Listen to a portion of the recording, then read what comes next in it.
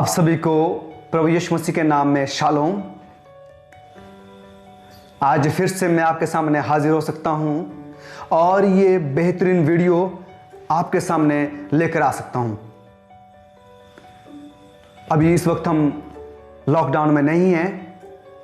परमेश्वर की आशीष हम सब पर हैं कि हम आप सभी के लिए एक प्रॉपर वीडियो तैयार कर सकते हैं, और आशा करता हूं कि आप इस वीडियो के साथ साथ जो परमेश्वर के वचन की जो सच्चाई आप तक पहुंच रही है, आप उन सभी का आनंद ले रहे होंगे।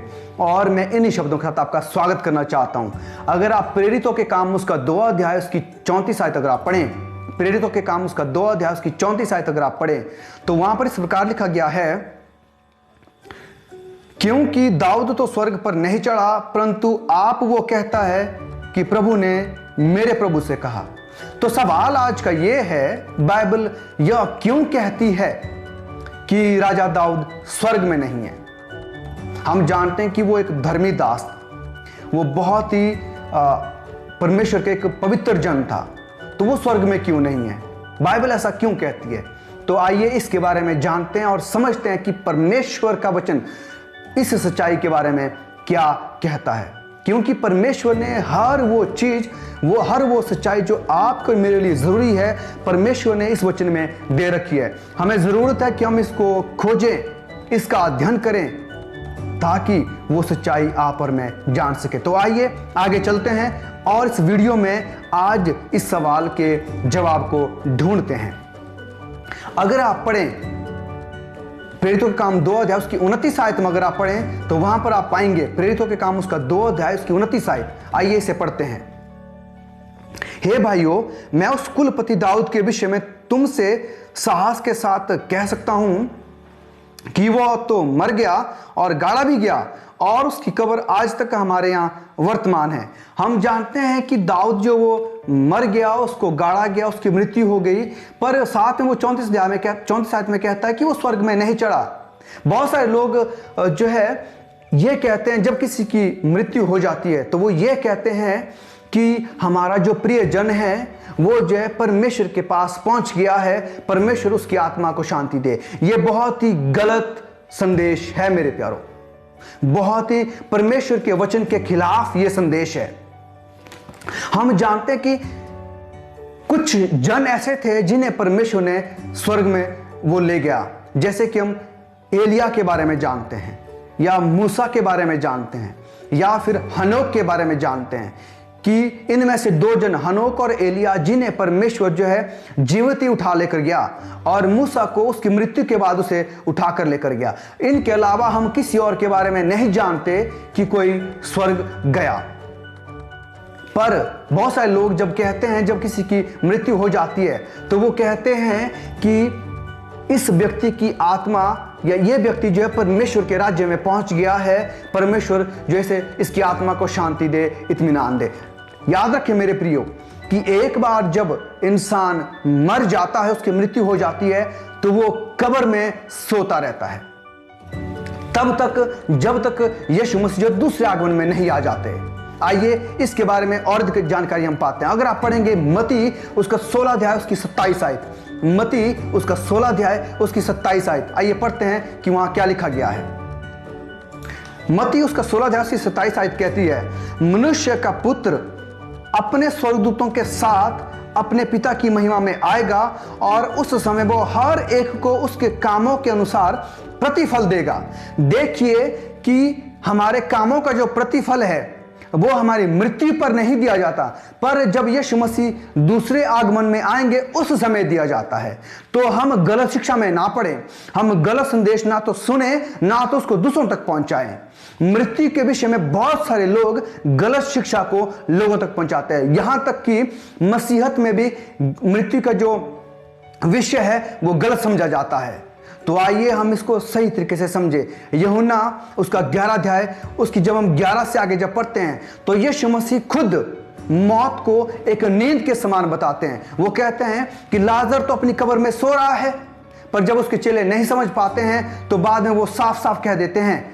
यीशु मसीह जब कहते हैं कि लाजर जो वो मर गया, मैं उसे जगाने जाता हूं, तो यीशु मसीह जो है नींद को एक जो है लंबी नींद के समान जो बताते हैं। उसी तरह से अगर आप पहला राजा 2 अध्याय उसके 10 आयतें पढ़े तो जब आप वहां पर पाएंगे जब दाऊद मर गया तो उसे दाऊदपुर में मिट्टी दी गई, पर वहां यह नहीं कहता कि जब दाऊद मर गया, वहां यह लिखा गया है जब दाऊद अपने पुरखाओं के संग सो गया, यानी कि वो लंबी गहरी नींद में जब चला गया तब जो उसे कहा दाऊदपुर में जो उसे मिट्टी दी गई। तो हम इस बात को ध्यान से रखें। मैं और भी बहुत सारी वीडियो मृत्यु से संबंधित जो लेकर आऊंगा, पर आज के इस विषय में दाऊद के विषय में जो मैं बात करना चाहूंगा, तो दाऊद जो इस वक्त अपनी कब्र में सो रहा है और वो उस दिन का इंतजार कर रहा है, अपनी गहरी नींद में है वो, और वो उस दिन का इंतजार कर रहा है कि जब यीशु मसीह दूसरे आगमन में आएंगे तो वो जो उसे उसका प्रतिफल देंगे। आइए आगे देखते हैं कि परमेश्वर का वचन और क्या कहता है। परमेश्वर का वचन प्रतिफल के बारे में, जब आप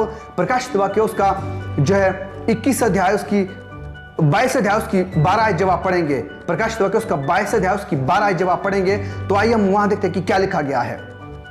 और यहां लिखा गया है, देख मैं शीघ्र आने वाला हूं और हर एक के काम के अनुसार बदला देने के लिए प्रतिफल मेरे पास है। तो याद रखें, जब यीशु मसीह आएंगे तब वो जो है हमें प्रतिफल देंगे, ना कि जब हम मरते हैं। तो इस बात का हम गौर ध्यान दें, बड़े ध्यानपूर्वक इस बात को हम सुने समझे और परमेश्वर के वचन में पढ़ें। सच्चाई का जानना बहुत जरूरी है।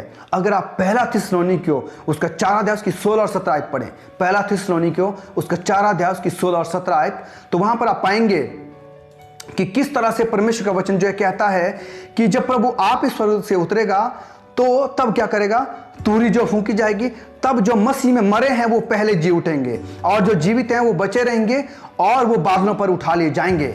तो हम याद रखें कि मृत्यु के समय जो है हम ना तो स्वर्ग जाते हैं और ना ही जो है हमें किसी तरह का प्रतिफल मिलता है, पर उस समय मिलता है जब यीशु मसीह जो दूसरे आगमन में आते हैं। और उसी तरह से पहला कुरिन्थियों उसका 15 अध्याय उसकी 51 और 53 भी कहता है।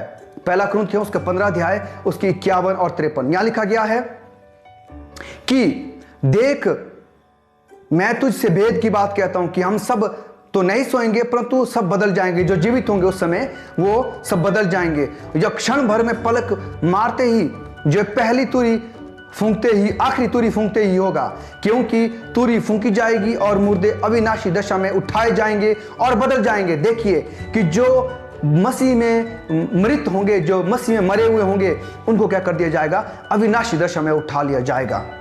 तो मेरे प्यारे दोस्तों, मेरे प्यारे भाई और बहनों, मेरे प्यारे दर्शकों, हम गलत शिक्षा में बिल्कुल भी ना पड़े। गलत शिक्षा को ना तो सुने, ना उसको समझे, ना ही उसको दूसरों तक पहुंचाए, पर सही शिक्षा को दूसरों तक लेकर जाए। परमेश्वर के वचन की जो सच्ची बातें हैं उनको जानना और उनका समझना और उनको दूसरों तक साझा करना हमारा कर्तव्य है, हमारी ड्यूटी है। तो आइए, जब हम परमेश्वर के वचन को ध्यान से पढ़ेंगे तो हम मृत्यु के विषय में बहुत सारी बातें पाएंगे। आप जो है डिस्क्रिप्शन में जा सकते हैं और वो बहुत सारी बातें मृत्यु के विषय में पा सकते हैं। क्योंकि इस वीडियो में मैं ज़्यादा आपको नहीं बता सकता हूं, तो मेरी आपसे ये विनम्र निवेदन है, मेरी आपसे दरख्वास्त है, कृपया आप जो डिस्क्रिप्शन में जाएं, उस लिंक में जाएं, आप उसको पढ़ें, समझें कि परमेश्वर का वचन सच में क्या कहता है। और मृत्यु के विषय में मैं और भी बहुत सारी वीडियो आप तक लेकर आऊंगा कि आत्मा क्या है, आत्मा के विषय में परमेश्वर का वचन क्या कहता है, आत्मा होती है या नहीं होती है। इन सब विषयों में हम जो है बाइबल से सीखेंगे, परमेश्वर के वचन से वो सच्ची बातें हम सीखेंगे। आज के लिए इतना ही, और मैं परमेश्वर के की आशीष आप सभी के लिए मांगना चाहूंगा और चाहूंगा कि आप इस चैनल को सब्सक्राइब करें, इस जो आज की वीडियो है इसको दूसरों के साथ शेयर करें और आप इसको लाइक करें, ताकि बहुत सारे लोगों तक ये सच्चे वचन पहुंच सके। आप परमेश्वर की सच्ची बातों पर बने रहें। आमीन।